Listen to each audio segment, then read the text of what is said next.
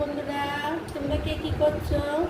এই দেখো আমার অনেক রান্না, মানে সকালের চাটা খাওয়াটা সব হয়ে গেছে।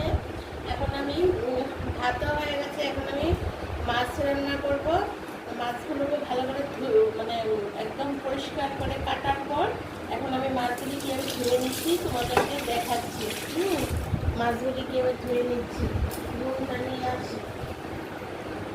দেখো মাছগুলো ভালো করে ধুয়ে নেব। মাছগুলো কীভাবে ধুয়ে নিচ্ছি, নুন নিয়েছি, নুন দিয়ে ভালো করে দেখে যাচ্ছি তোমাদেরকে।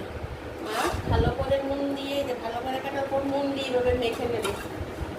নুন দিয়ে, নুন ছাড়া মাছ কখনো ধুবে না, তাহলে কিন্তু একটা মানে কীরকম একটা বাজে একটা গল্প করে, আর মাছও ভালো করে পরিষ্কার হয় না। ভালো করে নুন দিয়ে মাছগুলোকে ধুয়ে নেবে। আচ্ছা, আমাদের যখন দুপুরবার থেকে না রান্না করছি, কারণ সন্ধ্যের সময় আমরা বাইরের রেস্টুরেন্টের খাবার খাবো, অন্য খাবার খাবো, ভাত আর খাবো না। তার জন্য দুপুরবাতেই রান্না করছি। আবার দুপুরেও নিয়ে আজকে স্কুলে চাকরি করে, আজকে স্কুলে লাঞ্চি স্কুলে আজকে খাওয়া দাওয়া করে। তো ও আজকে খাবার নিয়ে নিই, তো আপনার দুপুরে করে নিয়ে আমার হাজব্যান্ড তার জন্য দুটো মাছ, তার জন্য দুটো মাছ ডাল এদিকে হয়ে গেছে, আর ভাজা করবো কিছু একটা, আর মাছটা রান্না করবো। ঠিক আছে, আর মাছটা নিয়ে ওপর সঙ্গে মাছটাকে দেবো ভালো করে কাটার পর। আমি তিন মাছ আমাদের অবশ্য বাজার থেকে মাছকে কিনে আসে, আমার ঘরে কাটতে হয় না। হ্যাঁ, আর ঘরে কাটলেও আমি তোমাদেরকে দেখাবো যে আমি কীভাবে কাটি। আর দেখো মাছটা আমি একটু কমই কাটতে পারি, তার জন্য বাজার থেকে কেটে নিয়ে আসে, কিন্তু আমি ভালো করে ধুয়ে নিই।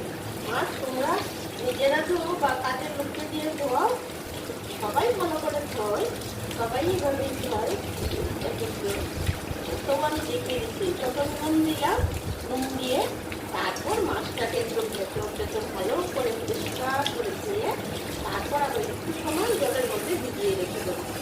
এটা ছিল মাছটা অনেকক্ষণ ফ্রিজের থেকে বের করে আগে আমি জলে ভিজিয়ে দিয়েছি। তারপরে যখন বরফটা কেটে গেল, তখন আমি এটাকে নুন দিয়ে এইরকম ভালোভাবে করে মাছটাকে ভালো করে পরিষ্কার করে ধুয়ে নিই।